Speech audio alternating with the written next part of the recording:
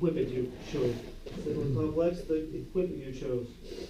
Known to unknown, they never even, if no one's ever even tried doing this for 30 seconds before, that right there, you just challenged their threshold, did you not? For me, it's not challenging my threshold, it's me just warming up. And then I want to gradually make it harder and then do my workout, right? So known to unknown can even be like eyes open to eyes closed. It could be never doing an exercise before. Static dynamic. You're supposed to start not moving the leg. No matter what I do with my arms and the leg in the air, this is still static balance. I'm just trying to throw off the leg that's on the ground. Right? So if I'm doing these leg swings, this way, that way, lateral raises, throwing a ball when you were doing that with her, that was static balance. People get confused that this leg is moving or I'm throwing the ball. If you want power, you wouldn't throw a ball on one leg.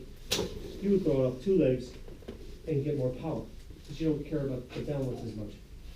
So the only reason you were tossing that to her is so to see if she would stay on the pad, right? So she wouldn't fall off it. You didn't care how hard she actually threw it. So you throw at different angles, like this. So if it says, if you got a test question that said single leg ball toss or something like that, then you would, oh, power. Nope, it's not power. Why would you do it on one leg and throw a ball like that? That means it's stabilization balance, right? It's all to throw off the equilibrium. It's only purpose you're doing it. So then you would do it like this. So you choose something that was easy, which is the floor. And then you just said, just stand on one leg. You're like, look, let me make it harder. Now you're on the floor, standing on one leg, but I want you to like follow my finger like this with your eyes. You made it a little bit harder. Track your head with it, whatever it is. Oh, I'll make it a little bit harder now. Now I want you to swing your leg like this. Oh, let me make it a little harder. This way, this way. You're trying to throw it off somehow. Before you even go to these things, there's so much you can do on the floor, you'd be surprised. And then you can maybe add weight after that and say, here, I'm going to do a 2-arm lateral raise. Now I'm going to take that away and do unilateral, because that's harder. Because you have nothing to balance you. This side, when you go down, it tips you over. Right? And eventually, you do it on the equipment now. Do those same things, repeat it. Can you stand on one leg on the balance beam for it? The balance beam looks like a 2x4 or something like that. You can just buy it with something like that. You don't have to spend hundreds of dollars on a balance beam. Maybe buy a piece of wood, put it in your gym or whatever, right? It's the same thing. It's something weird about that where it's the same width as your foot would be on the floor. You don't stand wider than your foot, right? So you stand on a balance beam, but people kind of see it and they go like this because they can see like, oh no, it's going to tip me over. They walk all careful on it. But if you were to go on a balance beam that was like on the ground, an obstacle course, you can go like this on it, like. But once you raise it up off the ground, this high, ooh, you think you're gonna fall off it? People were like this. It's all mental, right? And you put it up way up, like that movie with the wire puts up between the Twin Towers.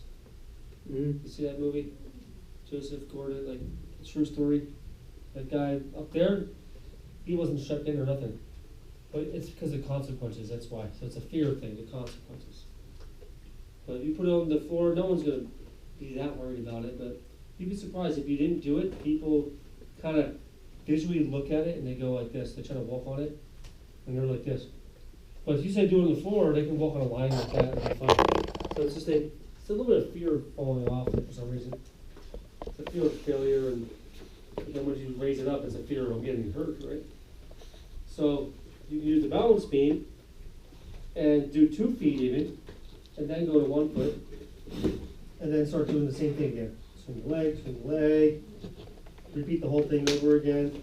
You can throw a ball at them, see if they can catch it, and then go, now I'm going to go to the half foam roller. Now it's going to move more.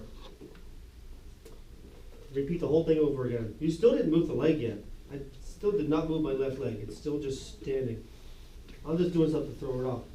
Foam pad, balance, or the wobble board, and the Bosu ball, whatever else you have. Those little pods I have in there.